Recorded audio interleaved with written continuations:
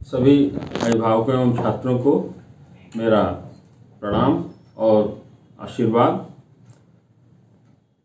मैं संस्कार academy school की तरफ से संजीव कुमार मिश्रा, और आपको पता है कि इस समय सरकार के द्वारा शीतलहर के कारण बच्चों का अवकाश घोषित किया गया है।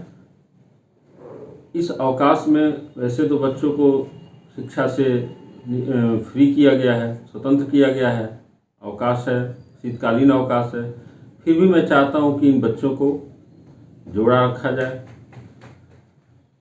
मैं अभिभावकों से निवेदन करना चाहता हूं कि मेरे विद्यालय की तरफ से ऑनलाइन क्लास चलाने का, जो कि शहरों में एक बहुत बेहतर तरीके से काम किया जा रहा है। यहाँ तक कि जो है बड़े बड़े classes MBA, PCA, professional courses भी जो है आजकल ऑनलाइन क्लासेस पे चल रहे हैं।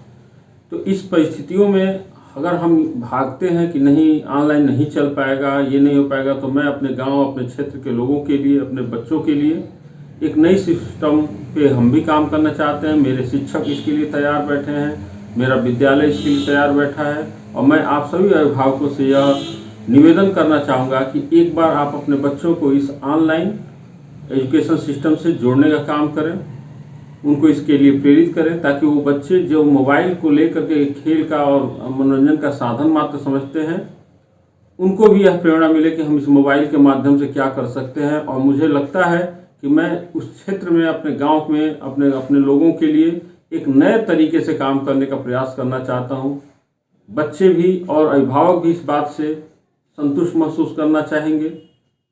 शुरू में थोड़ी समस्याएं आएंगी, बच्चे कनेक्ट नहीं होंगे आप उस चीज़ को, लेकिन आपको भी यह महसूस होना चाहिए कि कैसे ये व्यवस्थाएं चलती हैं।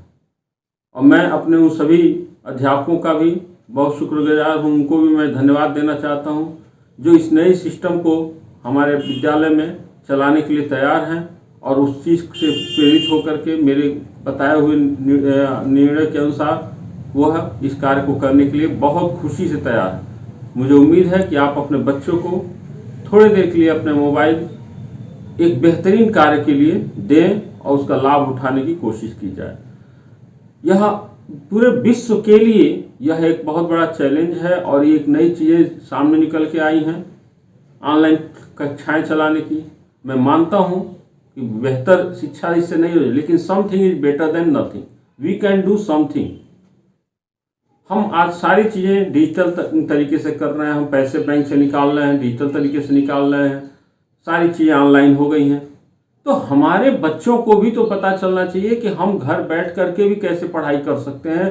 और इसके लिए अगर आपका स्कूल, आपका मैनेजमेंट इस बात के लिए तैयार है, तो आप भी अपने उस मोबाइल जो 15,000, 10,000, 20,000 का आपने मोबाइल ले रखा है, उसको भी एक उचित कार्य में अपने बच्चों के साथ शेयर करें, उनको भी इसके लिए तैयार करें कि बच्चे तुम्हारी पढ़ाई इस माध्यम से भी हो सकती है।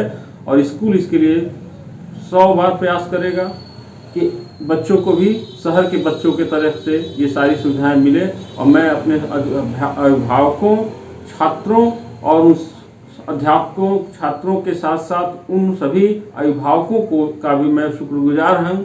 बार बार मैं निवेदन करूँगा कि आप सभी लोग इस नए सिस्टम से जुड़ने की कोशिश करें।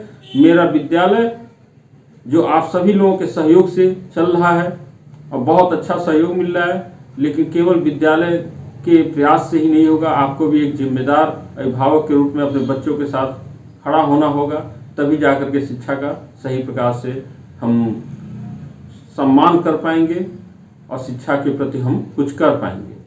परिस्थितियों के अनुसार अगर हम अपने आप को बदलने के लिए तैयार नहीं होंगे और एक लकीर पे चलेंगे, तो वो लकीर हमारे लिए छोटा पड़ जाएगा।